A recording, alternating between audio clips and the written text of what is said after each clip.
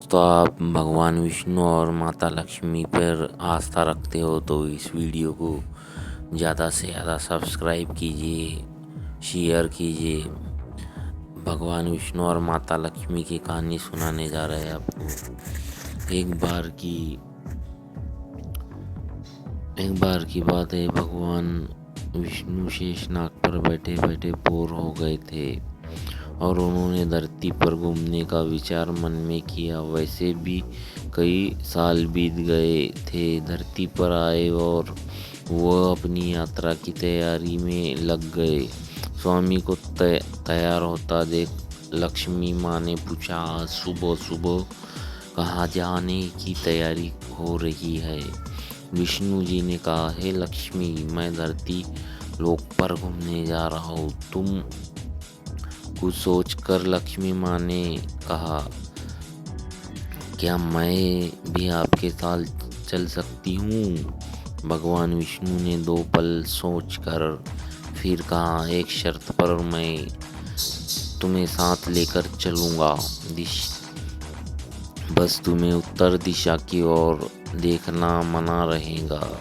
इसके साथ ही माता लक्ष्मी ने कहा, अब अपनी माता लक्ष्मी ने हाँ कहा, मैं ऐसे ही करूँगी।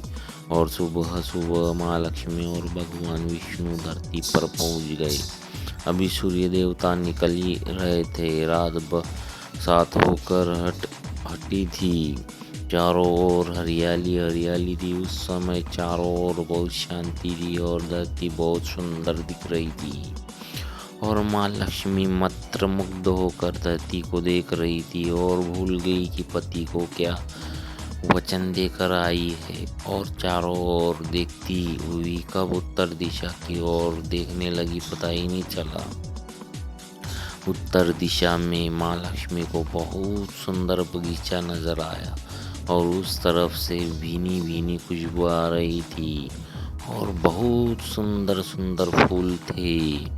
यह एक फूलों का खेत था और माँ लक्ष्मी बिना सोचे समझे उस खेत में गई और एक सुंदर सा फूल तोड़ लाई। लेकिन यह क्या, जब माँ लक्ष्मी भगवान विष्णु के पास वापस आई तो भगवान विष्णु की आंखों में आंसू थे। और भगवान विष्णु ने माँ लक्ष्मी को कहा कि कभी भी किसी से बिना पूछे उसका कुछ भी नहीं लेना चाहिए और साथ ही अपना वचन भी याद दिलाया।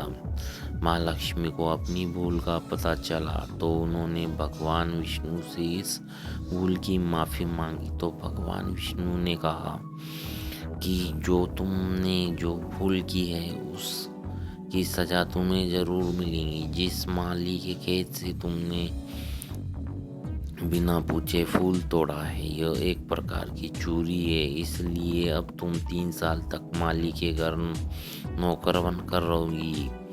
उसके बाद मैं तुम्हें वैकुंठ में वापस बुलाऊंगा। माँ लक्ष्मी ने चुपचाप सर झुकाकर अपने चूकी की पश्चाताप किया गलती का।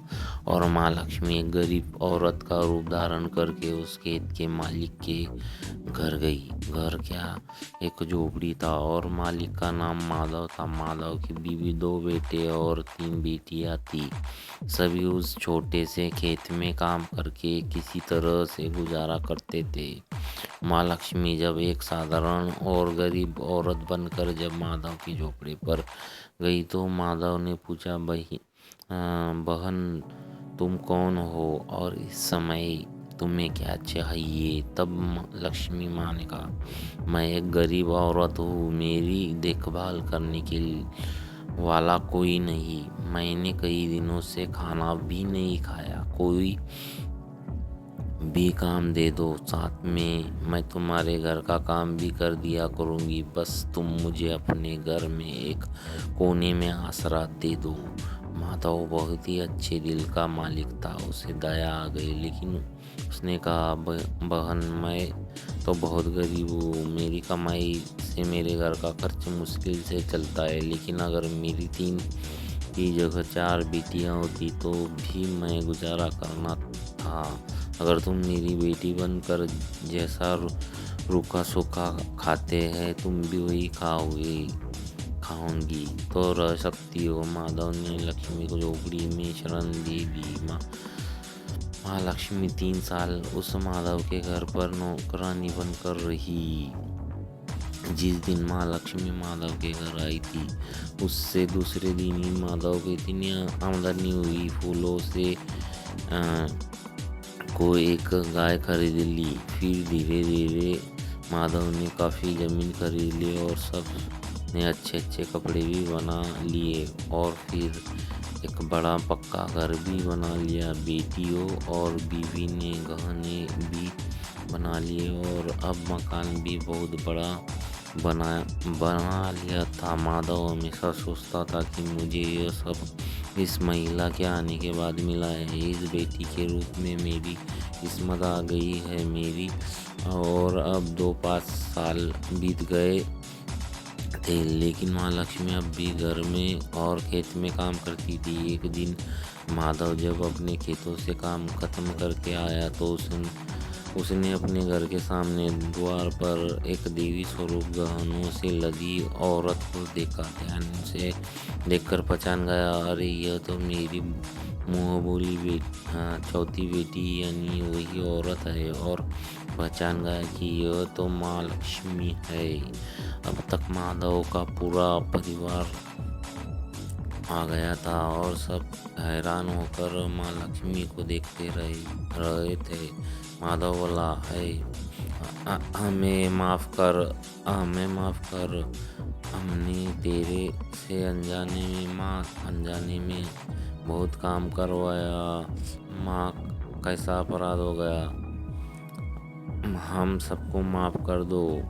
अब लक्ष्मी मुस्कुराई और बोली, माधव तुम बहुत ही अच्छे और दयालु व्यक्ति हो। तुमने मुझे अपनी बेटी की तरह से रखा, अपने परिवार के सदस्य की तरह पाला पोसा। इसके बदले में मैं तुम्हें वरदान देती हूँ कि तुम्हारे पास कभी भी खुशियों की और धन की कमी नहीं रहेगी।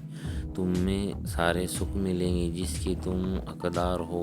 और फिर माँ अपने स्वामी के द्वारा भेजे रथ में बैठकर वैकुंठ चली गई। इस तरह माँ लक्ष्मी ने उस किसान माली को माला माल कर दिया। ये तो भगवान विष्णु और त्रिलोक की लीला थी और भगवान ने लीला रचाई थी और इसके तहत लीला के तहत ये कहानी भी बनी। दोस्तों, आप इस वीडियो को ज़्यादा से ज़्यादा सब्सक्राइब कीजिए और लाइक कीजिए इस वीडियो को। धन्यवाद, बहुत बहुत धन्यवाद आप।